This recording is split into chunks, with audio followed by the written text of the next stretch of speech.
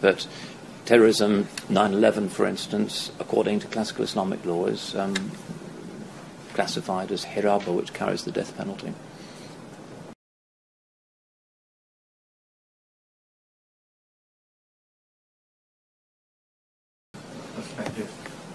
Well, jihad is not the same as a militant perspective. Jihad just means the use of proportional force, which exists in most cultures, just war doctrine. Terrorism is something else. Terrorism is the arbitrary targeting of the innocent in order to place pressure on governments, which is something that doesn't have origins in Islamic culture or ethics and comes out of the French Revolution and certain 19th century anarchist movements that use terrorism.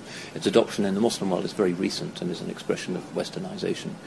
But terrorism, 9/11 for instance, according to classical Islamic law, is classified as hiraba, which carries the death penalty. So there isn't really an issue. The problem is people in the West don't know who speaks for Islam, and in most cases they don't even think that they should ask. Islam has leaders and muftis and Islamic universities that issue declarations on these things, but everybody's very vague about what Muslims actually think. So they know about Abu Qatada or whoever, but they don't know what the Mufti of Egypt is saying about anything. It's pretty hopeless, really. But then Muslims can also misunderstand what's going on in the Christian world. I met somebody in Mali 4 years ago who was a bit out of touch, no broadband connection in Timbuktu. So he told me the leader of the Catholic Church is the Pope and the leader of Protestant Christianity is George Bush. That was his perception of the world and religion and violence and who leads the other religion.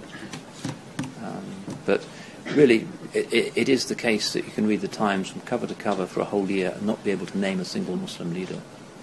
It's just not on the screens of the chattering classes in the West that they should tell people what Muslim leaders actually think about these issues. It's just not done. Okay, any final questions? Yes, at the back. Hi. You spoke a lot during your talk about the conflict perhaps between the secular Western values and some of the more traditional Islamic.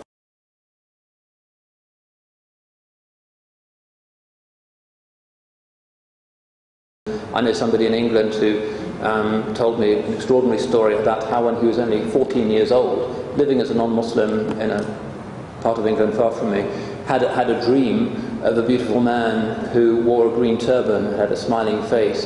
And when this teenager woke up, he felt that there was still some kind of interesting fragrance in the room. And he read and he read and he realized that it was Sayyidina Muhammad sallallahu alaihi wasallam, and he became Muslim and he's now Hafiz of Quran, even though he's a convert to Islam. How that happened in his dream, this is part of the alam al-arwah, the secret world of the spirit consciousness, strange things that happen to people in sleeping or half-waking states, and Allahu a'lam as to how that works. But in Allah's generosity, anybody, even the likes of us, can hope one day to be pulled with Allah's net out of our dunya and given something better, inshallah.